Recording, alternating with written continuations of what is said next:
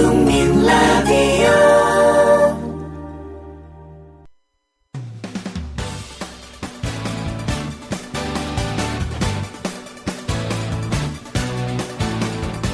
미디어 협동조합 서영석 이사장의 서영석 타임스. 안녕하십니까, 서영석입니다. 서영석 타임스, 벌써 금요일이네요. 요즘 어떻게 하루가 지나는지 잘 모르겠습니다. 금요일이 아니 오늘 목요일이네. 요일을 모르는 것 자체가 세월이 어떻게 지나가는지 모르게 지나간다는 얘기인 것 같습니다. 저는 한 가지 늘 궁금한 게요, 이런 게 있습니다. 오늘 한겨레신문 톱을 보면은 자원 외교 본격 수사를 했는데 성완종 경남회장의 수십억 횡령을 포착했다는 게 내용이 톱입니다.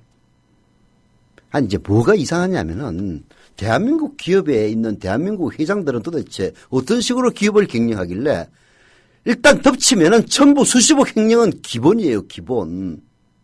아니, 그렇게 회사가 어렵고 경기가 나빠서 직원들 월급까지 다 깎아야 된다고 하는데, 그런 회사를 털면은 어떻게 예외 없이 전부 수십억 횡령은 기본으로 나오냐는 겁니다. 지금 경남기업 이명박이하고 뭔 연관이 있어가지고 지금 수사를 받고 있는 중인데요.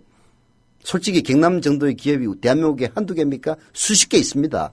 그거 다 털면은 수십억 횡령은 기본으로 다 포착된다는 얘기 아닙니까? 재벌 회장들 그리고 기업체 사장들 좀 반성하세요. 그렇게 비정규직을 양산하고, 물론 회사가 어려워서 그리고 고용을 유지하기 위해서 비정규직 둘 수도 있습니다. 그러나 그 비정규직을 두는 것이 그 회사의 전체적인 직원들의 고용을 유지하기 위해서 한 것이라면 누가 이해 못하겠습니까? 직원들 바보 아니에요. 다 압니다. 도대체 회사의 비정규직 정책이 왜 있는 것인지. 그런 틀면은 이렇게 수십억 횡령이 포착되는 이런 기업에서 직원들이 그 부분을 이해하겠습니까? 늘 궁금했던 게 바로 이겁니다. 어떻게 기획 수사를 해가지고 틀기만 하면은 재벌 회장들, 대기업 회장들은 예외 없이 수십억 횡령은, 횡령이 뭡니까? 비정상적인 방법으로 기업의 돈을 일개인이 닦았었다는 이야기입니다. 정말 그런 기업에서도 한 일을 해가지고 수십억 한번 횡령해보고 싶다, 이런 생각마저 듭니다. 도대체 어떻게 된 기업이길래 그렇습니까? 오늘은 오프닝 할 거리도 없고 이것저것 찾아보다가 시를 한 편 여러분들에게 암송해 드리는 것으로 오프닝을 대신하겠습니다. 사실 이 시는 유명한 시죠. 저보다는 거의 반세대 이상 앞서 살았던 사람들, 나이로 따지면 한 70대 중후반이 해당되는 시입니다. 그런데도 저는 젊은 시절에 이 시를 읽으면서 굉장히 공감이 갔어요. 그로부터 30년 이상 지난, 거의 40년이 지난 지금 읽어도 공감의 정도는 별로 약해지지가 않는 것 같습니다. 시의 제목은 희미한 옛사랑의 그림자고요. 제가 젊은 시절 한참 일선 기자로서 뛰어다녔을 때 저하고 아주 친한 중앙일보 기자가 있었는데요. 지금 회사 그만두고 과학 관련 저술가로 일하고 있습니다. 그 양반이 젊었을 때 이 시를 술 한잔 하면서 낭송하면요, 정말 참 감동 깊었던 그런 기억이 납니다. 근데 사람이 늙어서 머리털 빠지고 이빨 나가니까 아주 초라하더라고요. 젊었을 때는 그렇게 멋있었던 그 친구, 이 방송 혹시 들으면 누구지 알 거야 아마. 희미한 옛사랑의 그림자, 김강규 시인의 시입니다.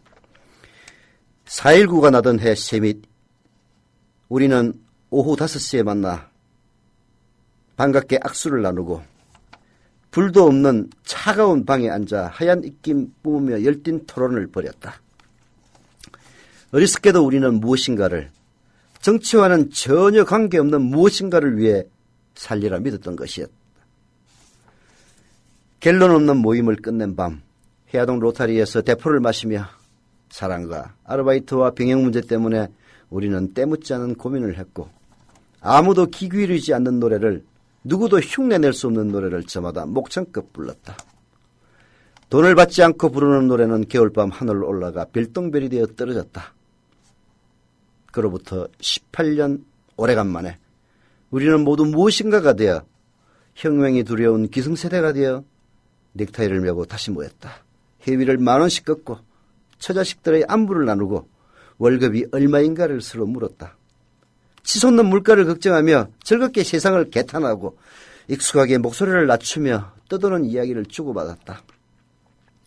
모두가 살기 위해 살고 있었다. 아무도 이젠 노래를 부르지 않았다. 적잖은 술과 비싼 안주를 남긴 채 우리는 달라진 전화번호를 적고 헤어졌다. 며칠서는 포크를 하러 갔고 며칠서는 춤을 추러 갔고 며칠서는 허전하게 동숭동길을 걸었다. 돌돌 마른 달력을 소중하게 옆에 끼고 오랜 방황 끝에 되돌아온 곳, 우리의 옛사랑이 피 흘린 곳에 낯선 건물들 수상하게 들어섰고 프라타나스 가로수들은 여전히 제자리에 서서 아직도 남아있는 몇 개의 마른 잎 흔들며 우리의 고개를 떨구게 했다. 부끄럽지 않은가, 부끄럽지 않은가. 바람의 속삭임 깃전으로 흘리며 우리는 짐짓 중년기의 건강을 이야기했고 또 한 발짝 깊숙이 늪으로 발을 옮겼다. 이게 희미한 일상의 그림자라는 제목의 시고요. 이 시를 쓴 시인은 아마도 1978년쯤에 이 시를 쓰지 않았나 싶어요. 만약 이 시 문면 그대로라면 1978년이면 유신의 엄혹한 시절입니다. 예. 그러나 이 시가 전하는 메시지는 수십 년이 지난 지금도 크게 달라진 것 같지가 않아서 그 사실 자체가 매우 개탄스럽지 않은가 하는 생각마저 듭니다. 자, 광고 듣고 본격적으로 서영석 타임스 시작하겠습니다. 자동 잠김 방지 안전고리 빗장쇠. 발로만 하는 도어 스토퍼. 발로만. 쉽게 열리는 현관문 안전고리는 가라. 외출 시 저절로 잠기는 현관문 안전고리도 가라. 완벽 차단과 자동 잠김 방지 안전고리 빗장쇠. 공격과 수비가 완벽한 안전고리 빗장쇠. 발로만 하는 도어 스토퍼. 발로만. 손과 발등이 아닌 발바닥으로만 하는 도어 스토퍼. 발로만. G마켓, 옥션 등에서 빗장쇠 발로만 검색하세요. 이제 걱정 안 해도 되겠다.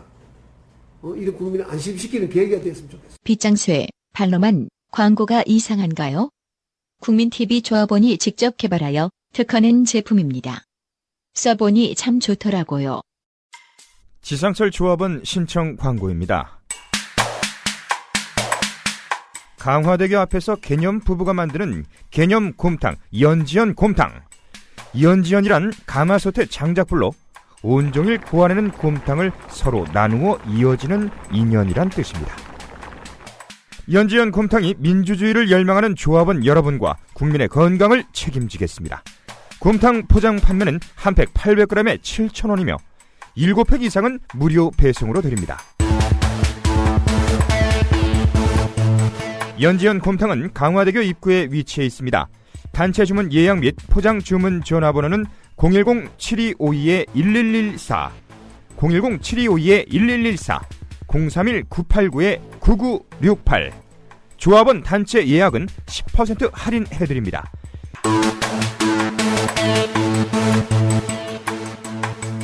포장 판매 금액의 10%는 국민TV 후원금으로 쓰입니다. 어줍지 않게 시로 시작했습니다. 사실 이 시에 대해서 참 이런저런 생각들 많이 하게 돼. 아마 청취자 여러분들도 들으면서 아시는 분은 아시고, 이미 알았던 분들도 다시 또 낭송을 들으니까 현재 우리의 현실과 매치가 되면서 또 다른 감흥을 불러일으켰을 거라고 생각은 됩니다. 김강규 시인이 쓴 이 시에서 나오는 동숭동이라든지 이런 것들은 사실 70년대 동숭동을 무대로 젊은 시절을 보낸 사람들 아니면은 오기 어려운 그런 정서들도 있긴 있는데요. 저는 75년부터 78년까지 동숭동에서 살다시피 했어요. 동숭동 지금은 복개가 돼 있습니다만은 그때는 복개도 안 돼 있었습니다. 참 그런 시절도 있었죠. 그런 시가 지금 오늘 아침 3월 19일 목요일 날 낭송을 해도 여전히 와닿는다는 게 참 비경이 같습니다. 제가 네. 좀 성급하게 끼어들게요. 네, 네, 시가 들어가지고. 우선 김효진 PD입니다. 예. 인사부터 안녕하세요. 하고. 예, 김효진입니다. 네. 너무 좋네요. 근데 동숭동, 그러니까는 각 세대별로 동숭동이 그때 같았으면 좋겠다라고 떠올리는 지점이 있을 거 아닙니까? 네. 저는 뭐 요즘도 많이 가거든요. 대학로는 이래저래 그쪽을 또 좋아하기도 해가지고 네. 제가 기억하는 거는 뭐 90년대 초중반의 모습 정도. 지금 많이 또 바뀌었잖아요. 최근에 가보셨어요? 지금 그게 벙커원 있잖아. 하긴. 그래가지고 그렇죠. 자주 그렇죠. 갔죠. 뭐 마로니에 쪽도 완전히 이제 뭐 세단장을 했고 네. 여러모로 변했는데 그래도 예전에 그 농구 골대도 있고요. 예, 그랬던 그때가 조금 그립기도 한데 또 뒷골목들 다녀보면은 옛날하고 쉽게 똑같아요. 변하지 않는 그런 전경들이 있어가지고 조금 마음이 놓이는 그런 느낌도 받고. 그게 서울의대 예. 건너편에 있는 네. 쪽은 이제 그 뒷골목까지도 네. 다 연립주택 아니면 빌딩으로 단장을 그렇죠. 했죠. 예. 근데 서울대에서 저기 종로 5가 쪽으로 그 뒷골목은 이화동 지나가는 예, 그, 거기는 예. 아직도 크게 안 변했습니다. 네. 가보면 압니다. 딱 봐도 3, 40년은 좋게 됐겠구나 하는 그런 선술집도 많고 아직 제가 많은 건 아니지만 몇 군데 있는 바로 것 같아요. 거기 사거리에 보면 덕성여대 무슨 뭐 하나 있을 거예요. 미술 관련. 맞아요. 예. 그 앞에서 바로 제가 자취하셨습니까? 75년 겨울입니다. 75년 겨울에 그때 장발단속에 걸렸어요. 근데 참 그때 무식해서 머리 길면은 예. 아니 바리캉을 가지고 머리 가운데 고속도로를 내버려요. 그러고 보내요. 그러고 보내는 거예요. 그럼 안 깎을 수가 없어. 좀 잘 이쁘게라도 해줘. 그러니까 고속도로를 내는 거야. 그래서 내가 도망을 갔습니다. 도망을 갔는데 막 쫓아오더라고. 그래가지고 휙 가가지고 그때 제가 지금은 이름이 대학로 교회로 바뀌었는데 대학로 교회 있죠. 예, 이게 원래 성공회 교회입니다. 원래 그렇군요. 원명이 성배다 교회예요. 성배다. 성배다 교회. 예. 벙커원 가는 길에 있는. 그렇죠. 예. 이게 서울의대 바로 이제 옆에 있는 데인데 대학로 교회죠. 지금은 거기서 이제 야학을 했어요. 야학을. 그래가지고 그 교회로 도망을 갔습니다. 그랬더니 그때도 1975년 아닙니까? 교회로는 경찰이 못 들어오더라고. 그래가지고 살았던 기억이 납니다. 안 그러면 잡혀가지고 바로 머리 가운데 고속도로 냈을 거예요.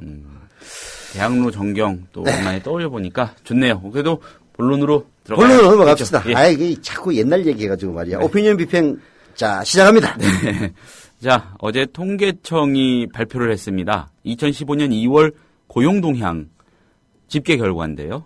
각종 고용지표 보면은 곳곳에 경고 등이 켜진 그런 모습입니다. 일단 지난달 실업률이요. 지난해 같은 달보다 0.1%포인트 올라서 4.6%를 기록했고요. 네. 이건 2010년 2월 이후 5년 만에 최고치라고 합니다. 공식 실업률 통계에는 잡히지 않는 불완전 취업자와 잠재적 경제활동 인구 등을 포함한 체감 실업률 또한 전달보다 0.6%포인트나 껑충 뛴 12.5%로 나타났다고 하고요. 이 역시 지표 추계를 시작한 지난해 5월 이후 가장 높은 수치라고 합니다. 최근 들어서 고용 상황이 급속히 악화되고 있음을 보여주는 지표인데 그런데 네. 청와대 경제수석실은요.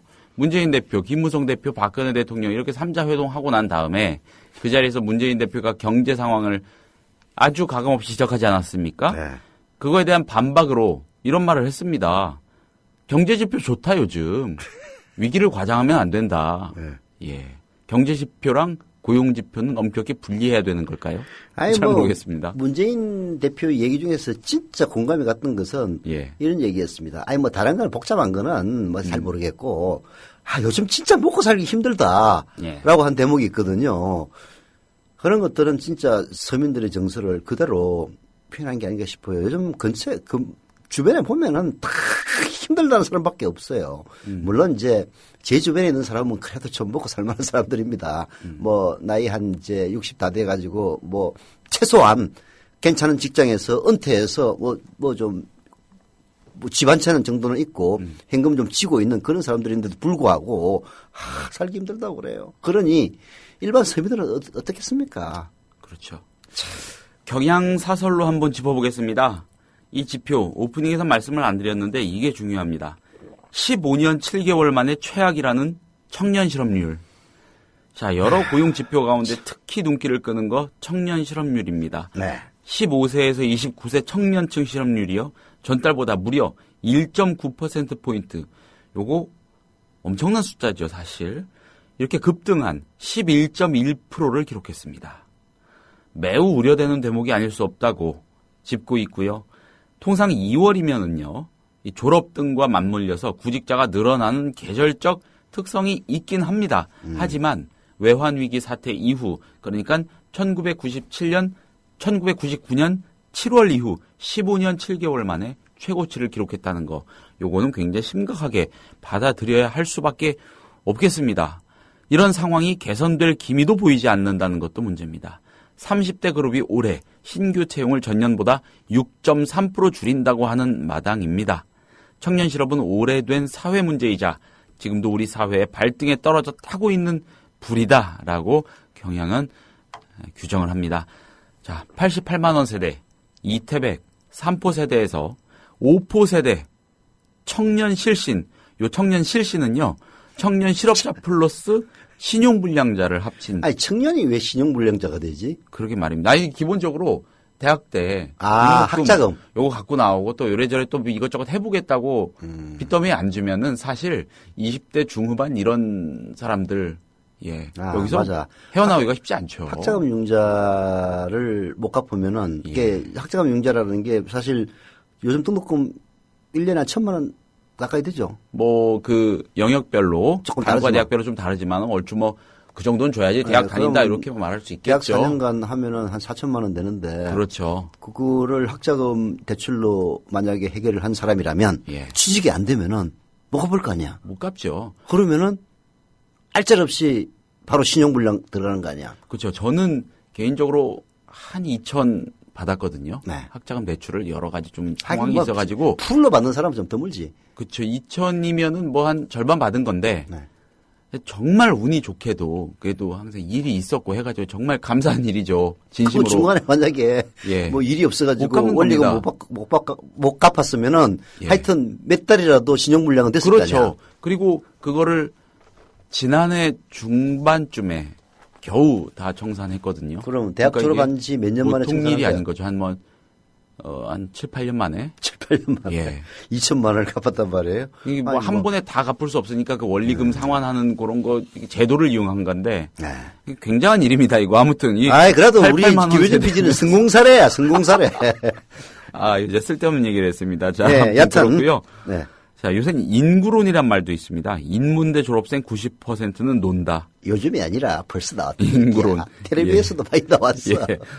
수많은 이런 신조어가 그 심각성을 웅변하고 있습니다. 정부는 청년 실업률 상승 배경을 최근 고용시장 악화보다 구직 인구 증가와 구조적 요인에 따른 것으로 파악하는 모양인데 70%에 이르는 대학 진학률이라든가 정규직과 비정규직, 대기업과 중소기업 등 노동시장 이중구조 심화가 주된 원인이라는 겁니다.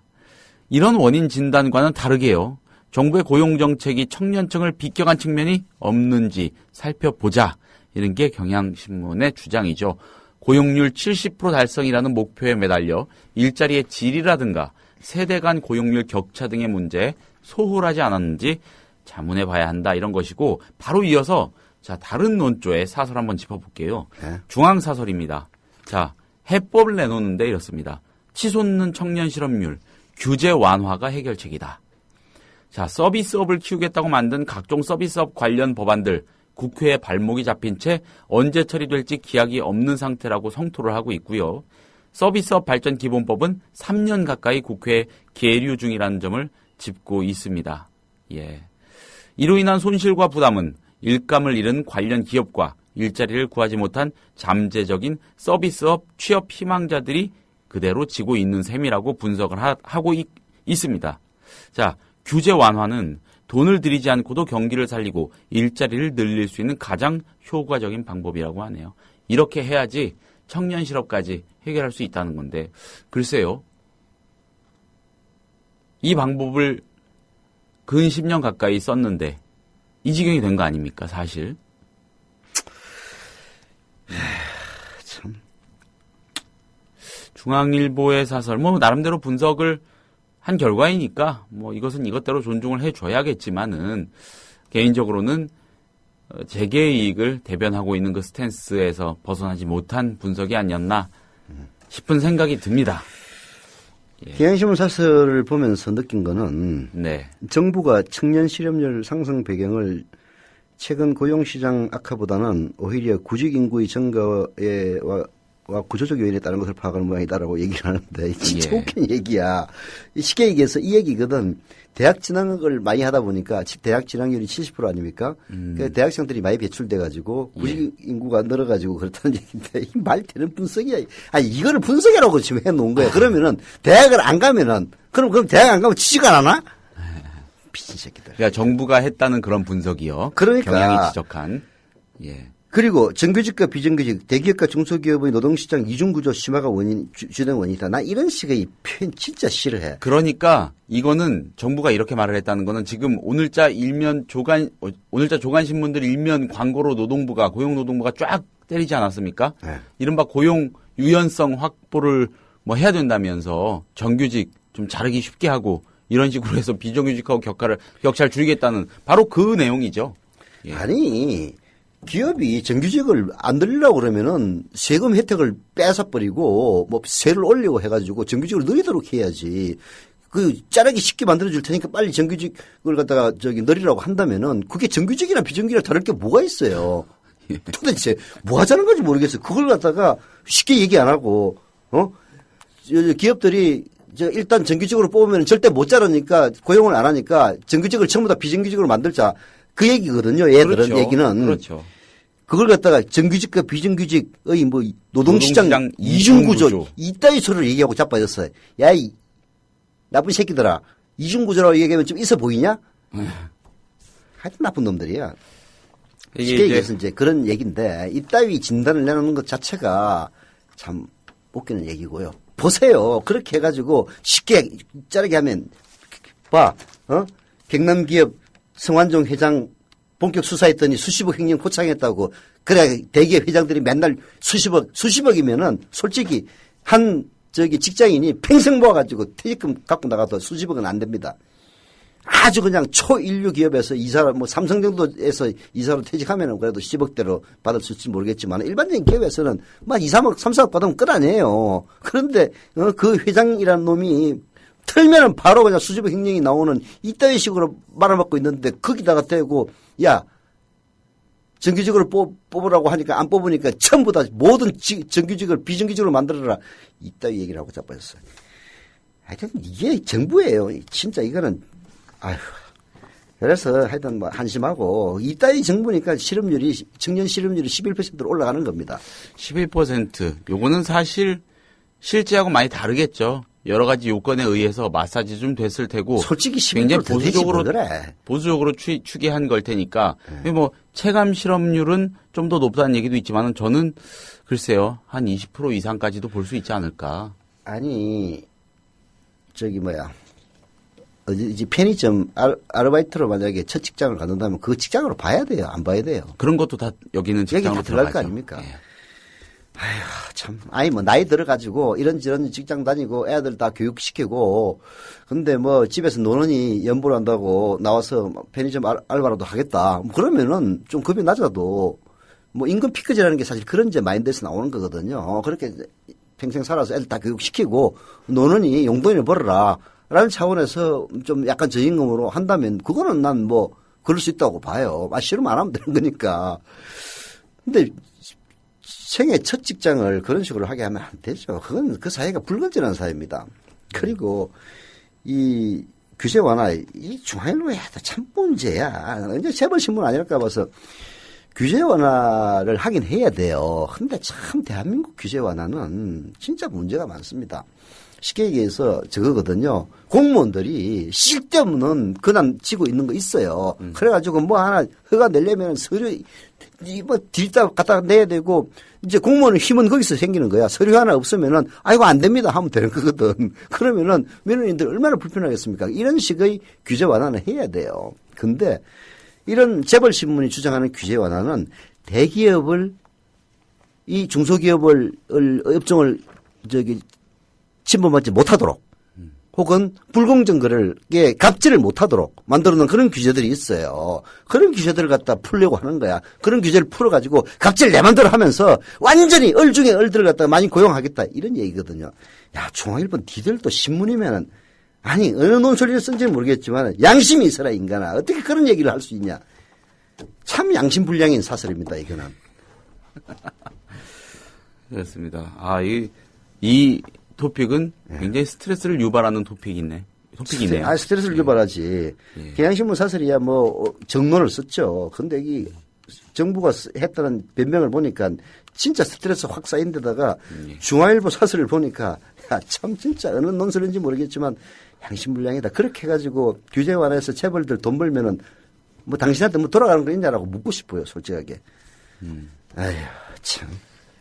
자, 다음 토픽으로 가보겠습니다. 네. 뭐 이번 토픽도 조금 스트레스 받는 겁니다. 어쩔 수 없는 것 같아요. 자, 예.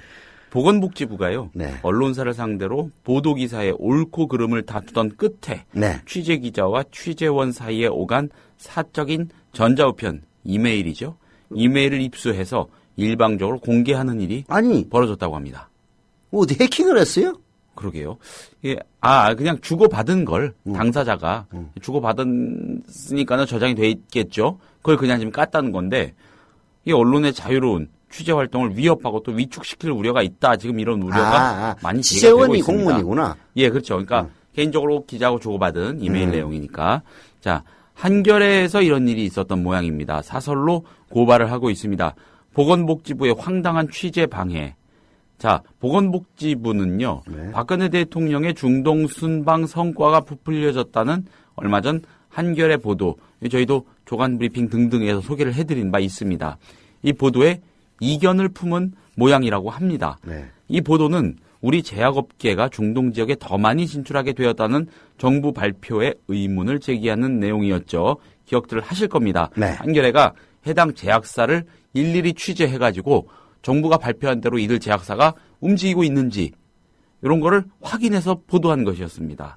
자, 보건복지부가 보도 내용을 반박한 것까지는 있을 수 있다는 것이죠. 그러나 한겨레 기자가 취재를 위해 네. 중동 국가 제약업체 관계자와 주고받은 메일을 해당 업체한테서 넘겨받아서 보도자료에 덧붙여 공개한 거, 요건 심각한 취재 방해 행위라고 하지 않을 수 없다는 거죠. 이제 이해가 간다. 이번처럼 정부가 기자와 취재원의 대화 내용을 공개하면 기자의 취재 방향과 업계에 누가 취재에 응했는지 등이 낱낱이 드러나게 되겠죠.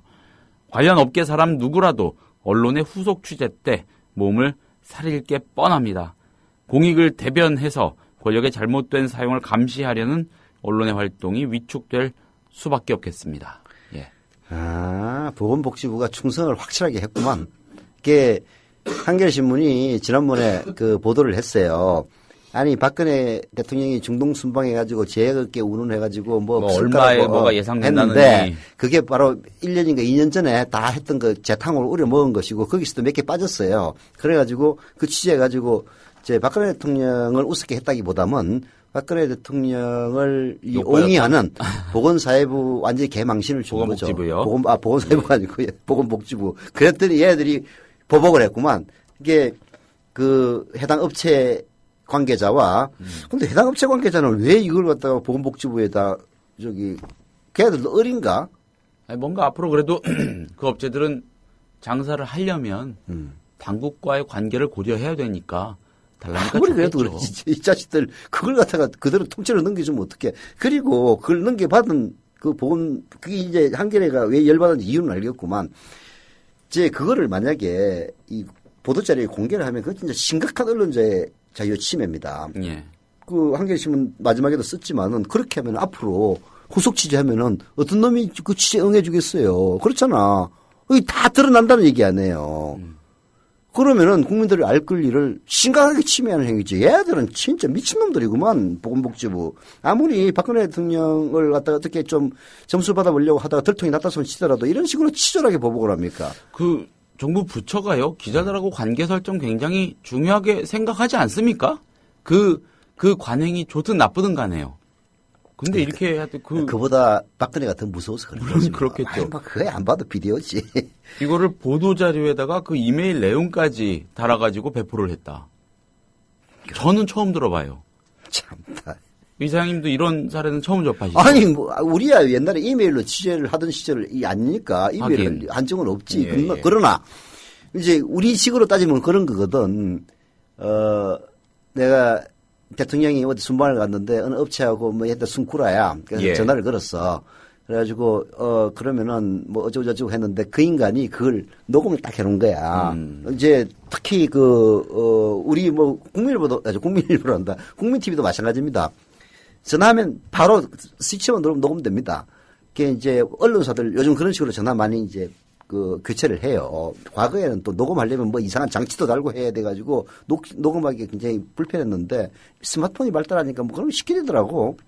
스마트폰 자체도 물론이거니와 회사 전화도 필요하면은 버튼만 누르면 이제 녹음이 되는 그렇게 녹음을 해가지고 그거를 갖고 있다가 정부 당국에서 물어보니까 그걸 넘겨준 거하고 똑같은 거 아니에요. 그렇죠. 그 미친놈이지. 그게 제정신이야. 그렇게 했다 손 칩시다. 그럼 뭐, 을이 돼가지고 달라고 하니까 좋다. 그러나 이거 절대 공개하면 안 됩니다 했는데 그 음성 파일을 KBS 9시 뉴스에 공개를 해버린 거하고 똑같은 거지. 예. 아니, 그거는 거꾸로 정부를 폭로하기 위해서 한다면 그건 이해가 가요. 왜냐하면 항상 정부는 권력을 쥐고 있는 집단이니까. 예. 언론은 권력을 쥐고 있는 집단이 아니지 않습니까? 그걸 폭로하기 위해서 그걸 취재하기 위해서 하는 건데 그걸 거꾸로 했다는 거는 야, 진짜 요즘 분위기하고 딱 맞네. 이게 법이라는 게 법을 만든 이유는 강자를 보호하기 위해서가 아니라 약자를 보호하기 위해서 법을 만드는 거거든요. 항상 늘 법이라는 건 그렇습니다. 약자를 보호하기 위해서 만들어요. 근데 대한민국에서 이 법은 강자를 보호하기 위한 법으로 바뀌고 있잖아요. 그것처럼 권력을 갖고 있는, 권한을 갖고 있는 보건복지부가 이제는 갑질을 하는구만. 이게 참 박근혜 시대의 풍토하고 뭐 이런 맞는 것 같긴 하네. 개탄스럽습니다. 기사 참 좋은 기사였는데요. 아이, 좋은 기사였지. 네. 정부의 발표를 그대로 믿을 수 없죠. 그대로 믿었다가 낭패 본 일이 바로 전 정권에도 너무 많았고요. 지금 그거 뒤치다거리 한다고 검찰이 이렇게 동원돼가지고 난리치는 거 아니겠습니까? 아니, 이제 사실 사기를 안 쳤다 손 치더라도 기자로서는 그 보도자료를 100% 안 믿고 한번 검증해보는 것은 훌륭한 태도죠. 예. 설사 이명박근혜 정권처럼 순사기권 정권이 아니라도 손 치더라도 누가 노무현 정권 때였더라도 뭐 했다고 그러면은 그래, 맞아? 해가지고 취재하는 거는 훌륭한 언론의 태도인 겁니다. 근데 그 훌륭한 언론을 갖다가 고삐를, 재갈을 물리기 위해서 이따위 짓을 했다고 그러니까 참, 대한민국의 언론자의 지수가 또 떨어지겠네요. 중동 순방 하던 그리고 네. 거기서 귀국한 직후에 다수의 제도권 언론은 청와대가 발표하는 내용을 그대로 따라 썼습니다. 네. 그냥 읊어줬는데 그래서 좀 비판적으로 본 기사 없나 굉장히 힘들게 찾았거든요. 굉장히 주의 깊게 읽었고 아주 훌륭한 기사였다고 생각을 했는데 이거는 특종상 줘야 돼, 사실은. 예. 그랬는데 이 기자와 이 언론사를 이렇게 물먹이네요.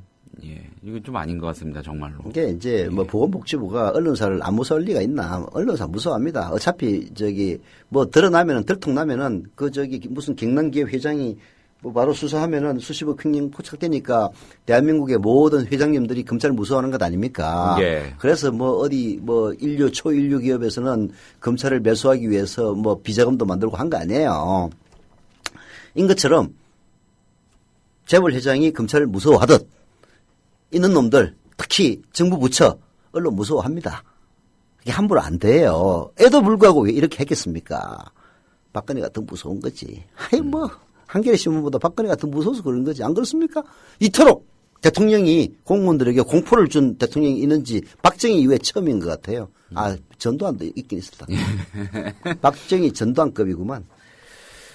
자, 아이고. 이 정도로 하고요. 네. 다음 토픽 가보겠습니다. 자, 네. 한겨레 칼럼 중에서 오늘 조금 흥미롭게 읽히는 칼럼이 있어가지고 예. 한번 소개를 해드리려고 합니다. 한겨레에서 편집국에서라는 칼럼 코너가 있는데 한겨레 신문에요. 네. 여기 김의겸 논설위원이 썼습니다. 네. 가끔 이분이 쓰시면은 재밌게 읽곤 합니다. 제목이 이렇습니다. 문재인의 경제 실력은? 그래요? 네, 이런 제목입니다. 몇 년 전에 김의겸 위원이 취재차 숨어서 살던 문재인 현 새정치민주연합 대표를 취재하러 간 일이 있었던 모양입니다. 왜 숨어서? 대선 떨어지고 나서? 제도 정치권에 들어오기 전을 얘기하는 것 같은데. 그래요? 예, 개인적으로는. 아무튼, 취재를 하러 갔다가 문재인 대표의 서재를 구경한 적이 있다는 것이죠. 책이 무지하게 많았나 봅니다. 사방을 가득 채웠고요. 빛깔도 다채로웠다고 하네요. 이 변호사답게 낡은 법서들이 제일 좋은 자리에 모셔져 있었다고 하고요. 그런데 없는 게 딱 하나 있었답니다. 경제를 다룬 책이었답니다.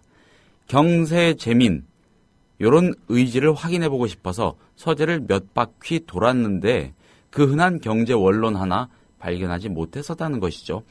그래서 이 사람은 애당초 정치해볼 생각은 꿈에도 해본 적이 없는 사람이구나라는 결론을 내렸었다고 합니다. 네. 자, 실물 경제 감각은 더 형편없었다고 하는데 이게 헐뜯으려는 게 아니고 애정 어린 어떤 회상이죠. 네, 실물 경제 감각이 없었던 사람은 노무현 대통령이 비슷하죠. 그런 장수천 맥락에서는. 그거 해가지고 매덕 난리.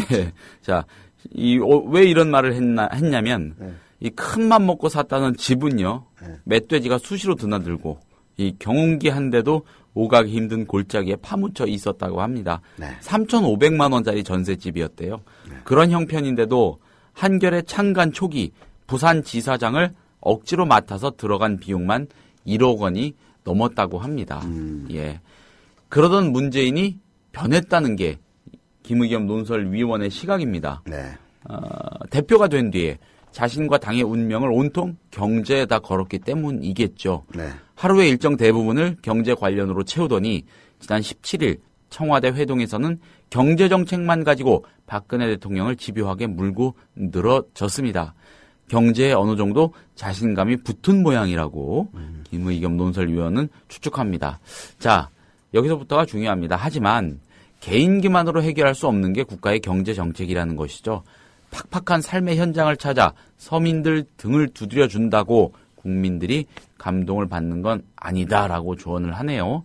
그러면서 당의 싱크탱크인 민주정책연구원을 제대로 써먹어야 한다고 또 주장을 합니다. 이 새누리당의 여의도 연구원은요. 여론조사에서 강점을 발휘해서 선거 전문 연구소라는 명성을 얻었죠. 실제로 그렇습니다. 기자들도 이 여의도 연구원 자료 구하고 싶어서 안달인 경우가 많거든요. 반면에 민주정책연구원은 정체성이 상대적으로 모호하다는 지적 사실 존재해 왔습니다. 심지어 연구원은 갈 곳 없는 당직자들이 모여서 국고보조금을 인건비로 축내는 곳이라는 비아냥까지 듣기도 했다는 겁니다. 이번 기회에 아예 이름을 민주경제연구소로 바꿀 정도로 확 탈바꿈을 시키는 게 어떻겠느냐 이런 제안도 합니다.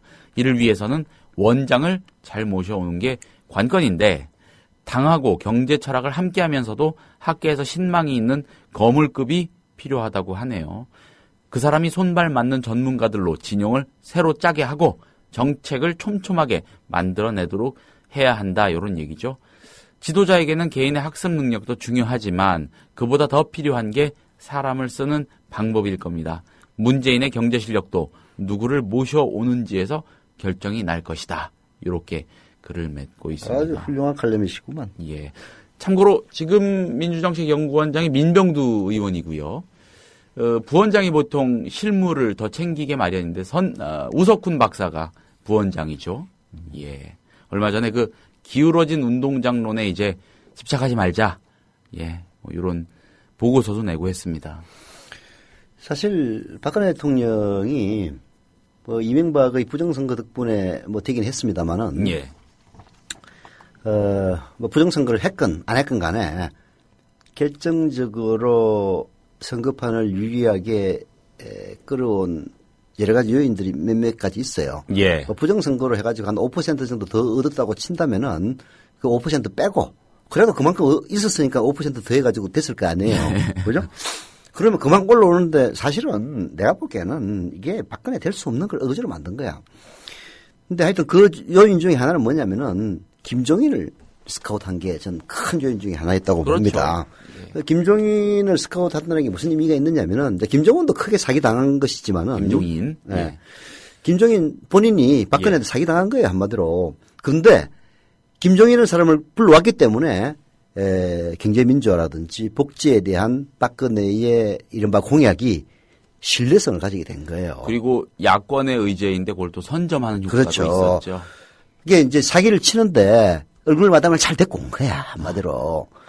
근데 이제 문재인 선생은 그렇게 하면 안 되지. 사기를 치는 게 아니라 진짜로 노무현 대통령 아까 뭐 저기 경제감각 얘기했는데 노무현 대통령도 경제에 대해서는 쥐뿔도 몰라요. 근데 경제라는 거 저도 쥐뿔도 모릅니다. 그러나 상식이 있으면 돼요. 상식을 근거로 해서 전문가들을 잘 쓰면은 그게 대통령이 할 일이지. 뭐 대통령이 무슨 경제학 박사가 대통령이 되나? 그렇잖아요. 그죠? 그렇죠. 그러려면은 방금 김의겸 논설위원이 지적을 했다시피 지금 국고보조금 제도로 바뀌고 났어요. 예. 국고보조금을 함부로 쓸까 봐서 제 정책에 반드시 쓰도록 한 40%는 지정이 돼 있습니다. 아, 그렇군요. 그렇죠. 그래서 연구를 만든 거예요. 그 예산을 거기 쓰기 위해서. 이게 국고보조금을 대폭 확대하면서 명분이 아니 정당이 그런 허접한 조직이 되니까 아예 싱크탱크를 만들어서 거기다 돈을 써라. 그렇게 해서 좋은 정책을 만들면은 그게 결국은 국고보조금의 그 말하자면 취지와 맞게 하는 것 아니냐 해가지고 제가 알기로는 한 40%일 거예요.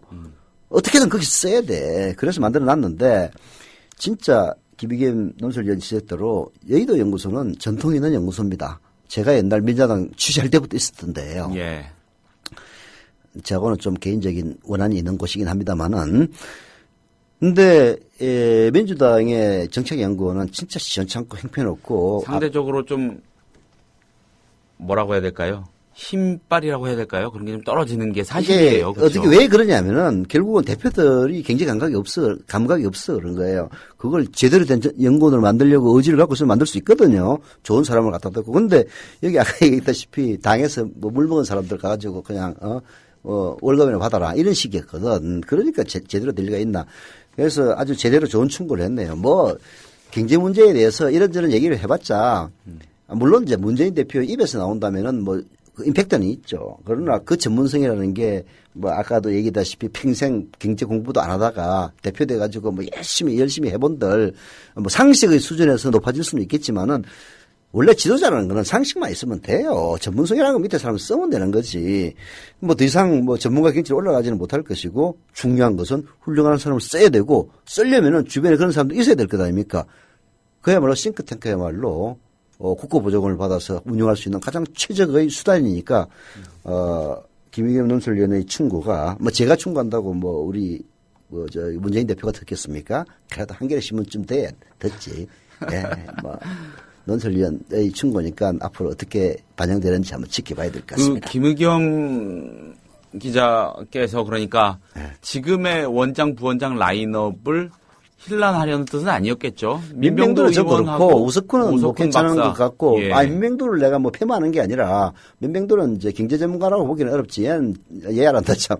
우리 민병도 의원님은 선거 전략 잘 아시죠? 예, 잘 알지. 선거 전략 전문가시지. 예. 그러니까 좀 경제 전문가를 영입해서 뭐 특히 진보 진영에 뭐 말 잘하고 뭐 또 지식이 많은 경험이 풍부한 사람들 많이 있지 않습니까? 특히 북구 쪽에 연구를 많이 해야 되거든요. 북구라파, 뭐 스웨덴이라든지 덴마크라든지 이런 데서 이제 연구 굉장히 풍부한 이런 사람들을 대거 영입해서 그냥 말로만 못 살겠습니다 하지 말고 대안을 제시하는 그런 모습을 보이기를 기대합니다. 개인적으로는요. 그러니까 이런 것도 있어요. 보면 여의도 연구원 여연 같은 경우는 뭔가 막연하게 거기 자료는 진짜 괜찮아. 신빙성 있어. 나도 좀 입수하면 좋겠다라는 생각을 하는 사람들이 많은 건 사실인데 사실 뭔가 뾰족하게 요거 하면 거기 요런 거는 그렇다고 딱히 있는 건 아니거든요. 그런 측면에서 볼 때 지금 개인적으로요.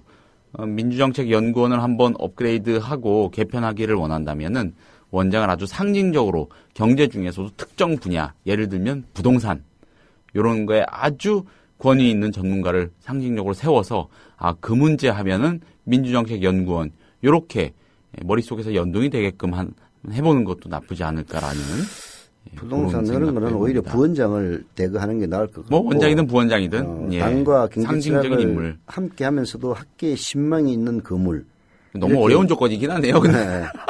뭐 그런 사람 누구인지 잘 모르겠는데 그런 양반이 있으면은 이제 원장에 앉고 예. 그다음에 부원장에는 좀 신진 그룹들 중에서도 말빨 서는 사람들을 부동산 하면 또 우리의 선대인 경제연구소장 있지 않습니까? 예. 뭐 환경과 관련된 그런 경제에는 또 우석훈 박사가 생태주의자이기도 하고요. 뭐 그래서 그런 사람들을 대거 영입해서 진짜 한번 멋있게 만들고 그래서 거기에서 생산되는 정책들을 국민들에게 홍보하고 뭐 그렇게 한다면은 야당도 대안 있는 정당이다. 그런 사실 대안 운운하는 거 진짜 어려운 겁니다. 말이 쉬워서 대안이지 대안 만들기가 쉬우면은 온 세상에 다 대안으로 다 성공한 사람들밖에 없지 말은 쉬워도 대안이야말로 가장 어려운 겁니다. 그러나 국고 보조금을 적절히 활용하면서 사실 뭐 모든 게 돈이 있어야 되는 거거든요. 그렇게 허투루 쓰지 말고 그렇게 정책을 생산하는 데 쓴다면은 아니 뭐 문재인 그 개인의 뭐 장래가 빛나기를 위해서 그런 게 아니라 사실 한 정당의 그 국민의 세금으로 운영되는 정당의 정책 연구소라면 그건 사실 의무 아니에요. 미국 뭐 여기 우리나라 사람들 특히 우리나라 보수 우파들이 좋아하는 미국 가면은 그런 그 경제연구소 굉장히 많이 있습니다. 그런 보수나 진보할 것 없이 싱크탱크들이 사실상 미국의 경제정책을 좌지우지하는 그런 경우들이 많이 있는데요. 우리도 그런 식으로 가야죠. 그 보면은 선거철 다가오면 각종 정책이 쏟아져 나오거든요. 네. 그러니까 뭐 공감하실지는 모르겠는데 제가 관찰한 바로는 네. 그러니까는 뭐 유능한 정당이다. 적어도 어느 특정 시기에 딱 힘을 발휘하는 그런 정당이다 하면은 이런 것 같아요. 정책이 나오기까지 그 정당의 지도부 그러니까 정치를 하는 사람들 말고요. 네. 산하 연구 기관이나 네. 아니면 특히 전문위원 그룹 있지 않습니까? 네. 정당에 그런 사람들이 굉장히 일사불란하게 움직이면서 그런 사람들의 목소리가 아주 유의미하고 신속한 수준으로 반영이 딱 되는 것 같아요. 결국 그런 싸움이 아닌가 싶기도 하고 어쨌든 뭐 포괄적으로는 그런 점에 대한 지적이기도 한 것 같습니다. 김의겸 논설위원회 글이요. 네. 네. 자, 뭐 김의겸 논설위원도 좋지만은 또 비브리핑도 해야지. 네. 지금 여러분께서는 관록의 정치기자 서영석 미디어 협동조합 이사장이 진행하는 서영석 타임즈와 함께하고 계십니다. PD브리핑 순서입니다. 예. 김현준 PD 오늘 주제는 뭐죠? 네. 오늘 정계특위의 선거구 폭탄이라는 제목으로 정리를 해봤는데 네. 네, 사실 조금 딱딱한 얘기죠. 네. 재미가 없을 수도 있는데 잘 그래도 설명해 줘야지. 중요한 얘기니까 네. 한번 정리를 해봤고요. 네. 자, 20대 총선 선거구 재획정 등 20대라면은 다음 총선이죠. 정치개혁 의제 전반을 다룰 국회 정치개혁 특별위원회, 흔히 정계특위라고 합니다. 어제 공식 출범을 했습니다. 잠깐만. 엊그제 공식 출범을 했습니다. 잠깐만요. 예. 이 국회 정치개혁특별위원회 정계특위는 네. 매 국회마다 네. 만들어집니다. 그렇습니다. 예, 감사합니다. 네, 이번에만 생긴 게 아니다. 네, 엊그제 출범을 했죠. 네. 자, 정계특위는 어제 첫 전체 회의를 열었는데 위원장과 여야 간사를 선임하고요. 본격적인 활동에 돌입을 했습니다. 위원장은 새누리당 이병석 의원이 맡았고 여야 간사는 각각 새누리에서 정문헌, 새정치민주연합에서 김태년 의원이 맡았습니다. 아니, 정계특위 간사의 정문원이야? 예, 정문헌 의원은 NLL 대화로 관련해서 이 양반 아직도 정치생명을 국회의원 하고 있어? 했는데 정치생명을 걸어가지고 정계특위 갔네요. 모르겠습니다. 참나. 아이고, 참, 진짜, 정문원 의원, 예. 사내답게 굿이요, 사내답게.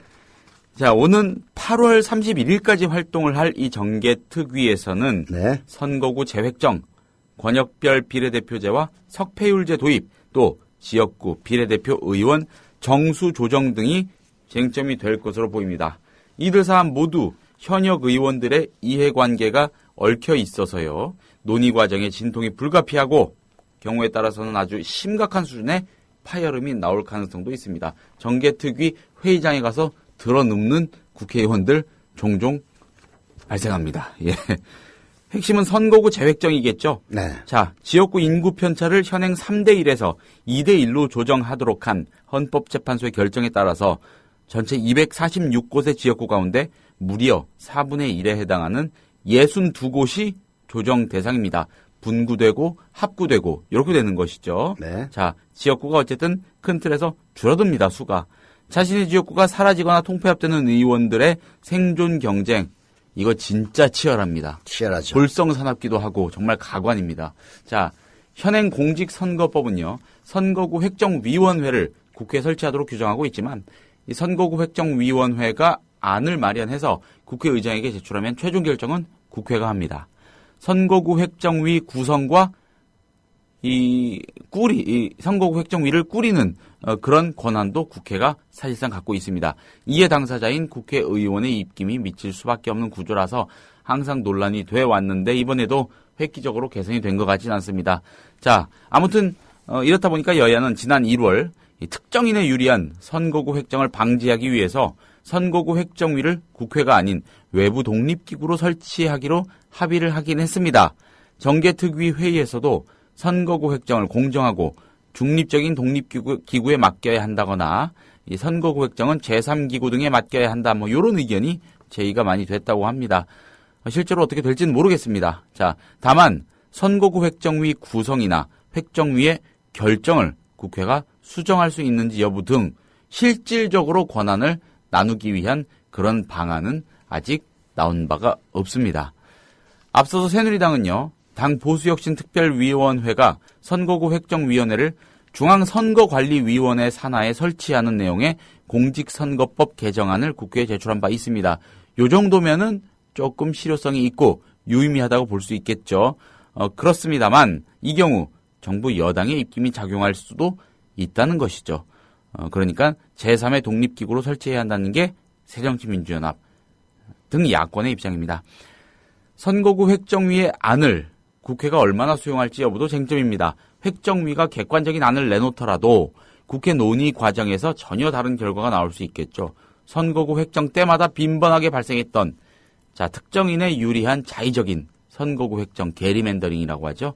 이런 부작용이 언제든지 나타날 수 있습니다. 일단 여야는 어찌저찌 해서 선거구 획정위가 최종 만들어지고 여기가 결정을 하면 그것을 수용하겠다. 이런 입장을 정하긴 했다는군요. 양당 혁신위가 발의한 선거구 획정위 안을 국회가 수정하지 못하도록 하는 내용의 공직선거법 개정안이 국회를 만약에 통과하면 이 같은 우려는 다 불식될 수 있을 텐데 글쎄요, 이 개정안이 통과될까요? 개인적으로는 쉽지 않을 거라고 봅니다. 권역별 비례대표제 도입, 또 그에 따른 지역구 비례대표 의원 정수 조정 문제도 뇌관입니다. 네. 최근 선관위는요, 전국을 6개 권역으로 구분하고 이 국회의원 정수 300명을 권역별 인구 비례에 따라서 배분하되 지역구와 비례대표의 비율을 2대1 범위에서 정하는 내용으로 선거법 개정하자고 제안을 한 바 있습니다. 자, 여야 모두 일단은 환영 입장을 밝혔지만 지역구 의석 246개 중 46개 지역구에 통폐합이 불가피하다는 점에서 현역 지역구 의원들이 이를 수용할지 여부는 미지수입니다. 여야가 굉장히 긴밀하게 단합할 수도 있습니다. 네.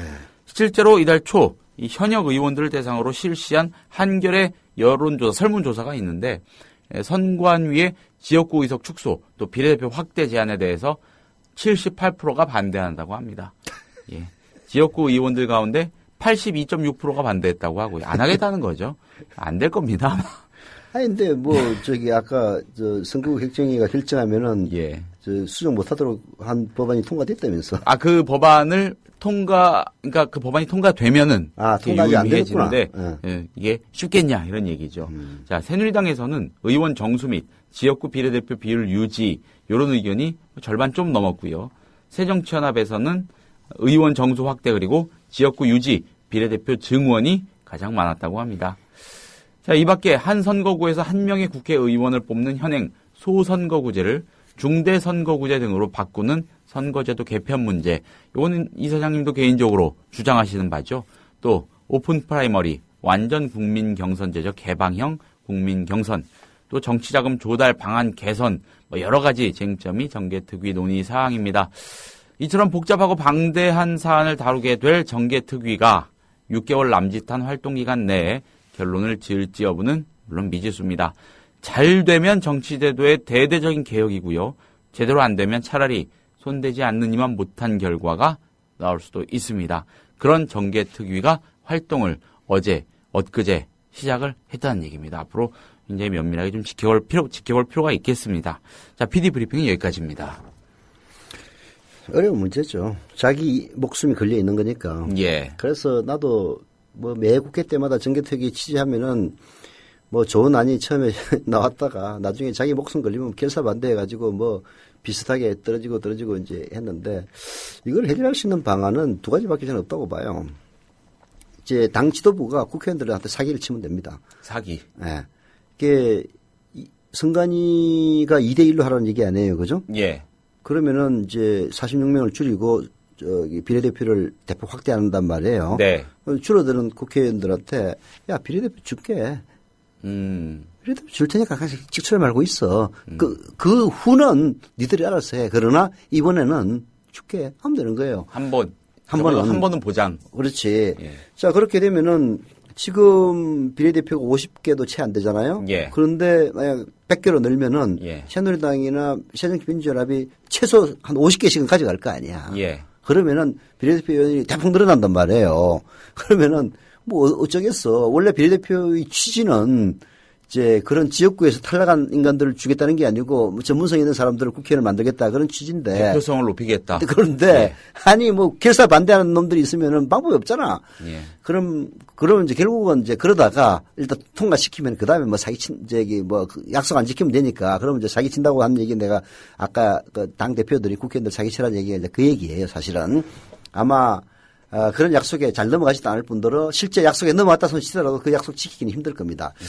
그런 길이 있고 또 하나는 그 심상정 의원이 얘기했다시피 예. 지역구는 그대로 두고 비례대표를 대폭 늘리는 방법. 그래서 전체적으로 결과적으로 정수 자체가 늘어나는. 예. 근데 여기는 또 그러면은 또 문제가 없어요. 예를 들어서 지금 246개 아닙니까? 예. 여기다가 비례대표를 100개 정도로 만들어 가지고 그럼 346개로 결국은 지역구가 46개가 늘어나는 건데 국민의 여론이 또 문제입니다.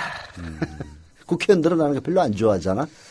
지난번 총선 앞두고 분구 합구 논란이 있었을 때 예. 자기 지역구가 없어질 위기에 처했던 어떤 의원 회의장에 와가지고 들어 누워서 발버둥을 치던 모습이 아니 사실 눈에 선합니다. 지역구가 없어지면은 방법이 없잖아요. 그렇죠. 네. 자, 오늘은 여기까지 하겠습니다. 잘 네. 들어주신 여러분 감사합니다. 내일 뵙겠습니다. 국민라디오 팟캐스트 응원하는 가장 쉬운 방법 아시나요? 다운로드하기, 별점 주기, 댓글 달기, 구독하기. 국민라디오 팟캐스트 널리 알리는 가장 쉬운 방법. 다운로드하기, 별점 주기, 댓글 달기, 구독하기. 기억하세요. 다운로드하기, 별점 주기, 댓글 달기, 구독하기.